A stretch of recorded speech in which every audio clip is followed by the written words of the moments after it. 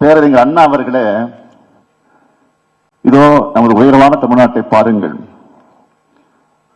அன்று கிண்டல் கேலி பேசியவர்கள் எல்லாம்,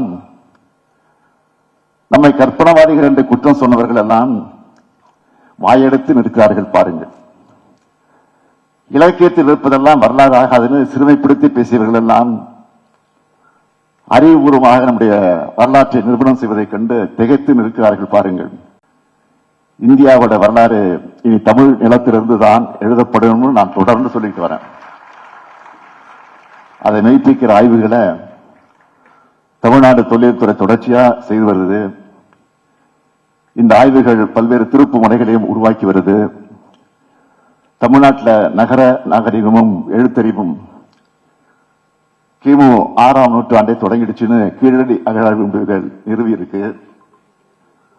புறநை ஆற்றங்கரையில 3200 ஆண்டுகளுக்கு முன்னாடி வேளாண் பயிர் தொழில நெல் பயிரிடப்பட்டிருக்குன்னு சிவகல அகழ்வாய்வு முடிவு வெளிப்படுத்தி இருக்கு. இதுக்கு முன்னாடி தமிழ்நாட்டில் இரும்பின் அறிமுகம் 4600 ஆண்டுகளுக்கு முன்னாடி இருந்த கிருஷ்ணகிரி மாவட்டம் மயிலாடுதுறை அகழ்வாய்வு மூலம் தமிழ்நாடு சட்டமன்றத்தில் நான் உலகுக்கு ஏற்கனவே அறிவிச்சிருக்கிறேன். இத்தகைய அகழ்வாய்வு முடிவுகள் தமிழ்நாட்டு வரலாற்றுக்கு மட்டும் இல்லாம இந்திய துணைக்கண்ட வரலாற்றுக்கு முக்கிய திருப்புமுனையாக திகழ்ந்து வருது. இது போன்ற ஆய்வுகளை தொல்லியல் துறை தொடர்ந்து செய்யணும்னு துறையினுடைய அமைச்சர் மாண்புமிகு தங்கம் தென்னரசு அவர்களையும் துறையினுடைய தமிழ் நிலம் தமிழ்நாடு குறித்து இலக்கிய புனைவுகள் அல்ல, அரசியலுக்காக சொன்னவை அல்ல, எல்லாம் வரலாற்று ஆதாரங்கள்.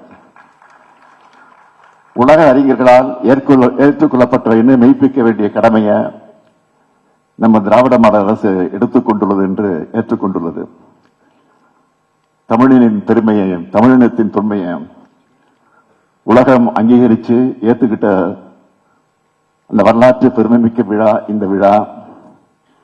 நாம வாழுற காலத்துல, நான் ஆளும் காலத்துல நடைபெறுவது என் வாழ்நாளில் கிடைச்சிருக்கக்கூடிய பெருமை. பெருமையிலும் பெருமை, பெறுதற்குரிய பெருமை.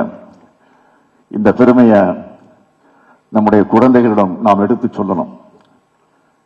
இப்படிப்பட்ட பெருமைமிக்க தமிழ் சமூகம் உலகுக்கே வழிகாட்டும் அறிவார்ந்த சமூகமாக வளரணும்னு எதிர்காலத்துக்கான திசையை காட்டணும். பழம்பெருமையை பேசுவது என்பது பொது சாதனைகள் படைக்க ஊக்கமாக அமையணும் என்பதை மாத்திரம் இந்த நேரத்தில் எடுத்து சொல்லி விடைபெறுகிறேன். நன்றி, வணக்கம்.